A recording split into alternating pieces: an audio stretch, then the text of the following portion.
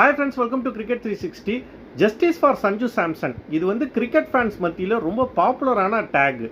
Lockdown டைமில் இருந்தே இந்த ஜஸ்டிஸ் ஃபார் சஞ்சு சாம்சன் அப்படிங்கிற டேக் வந்து ஒரு பக்கம் ஓடிட்டே இருக்கும். நிறைய பேர் அவருக்கு சான்ஸ் வேணும்னு சொல்லி, சில பேர் அவர் ரொம்ப இன்கன்சிஸ்டண்ட்டாக விளையாடுறாரு, இந்த டேக்கை ஓட்டிக்கிட்டு இருக்கீங்களேன்னு சொல்லி அதை ட்ரால் பண்ணுறதுக்கும் யூஸ் பண்ணியிருக்காங்க. வேர்ல்ட் கப் ஃபைனலுக்கு அப்புறம் இனிமேல் இந்த வந்து ஜஸ்டிஸ் ஃபார் சஞ்சு சாம்சன் தேவைப்படாது அப்படின்னு சொல்லி எல்லாம் நினச்சிட்டு இருந்தோம். காரணம் பார்த்தீங்கன்னா, அந்த 3 முக்கியமான மேட்ச்சில் வந்து அவர் அடித்தது தான் இந்தியாவோட வெற்றிக்கு வந்து வேர்ல்ட் கப் விக்டரிக்கே ஒரு முக்கியமான காரணமாக அமைஞ்சுது. ஸோ இனிமேல் சஞ்சு சாம்சன் ரெகுலராக இந்தியன் டீமில் இருப்பார் அப்படின்னு எல்லாம் நம்பிக்கிட்டு இருந்த போகும்போது எகெயின் அந்த ஜஸ்டிஸ் ஃபார் சஞ்சு சாம்சன் டேகுக்கு வந்து வேலை வந்துருச்சு. ஒரு 3-4 மேட்ச் அவர் சரியாக விளையாடல. இப்போ வேர்ல்ட் கப்புக்கு அப்புறம் அவரை உடனே வந்து ஜிம்பாப்வே T20 சீரீஸில் வந்து ட்ராப் பண்ணிட்டாங்க.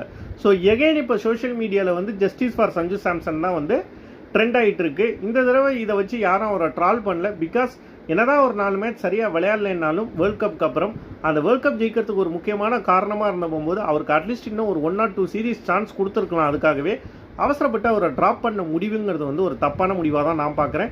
நீங்கள் என்ன நினைக்கிறீங்க? சஞ்சு சாம்சனுக்கு சான்ஸ் கொடுத்துருக்கணும்னு நினைக்கிறீங்களா, இல்லை நிறைய யங்ஸ்டர்ஸ் வந்துட்டாங்க அதனால் அவர் வழி விடணும் அப்படின்னு சொல்லி நினைக்கிறீங்களாங்கிறத மறக்காமல் கமெண்ட் செக்ஷனில் கமெண்ட் பண்ணுங்கள்.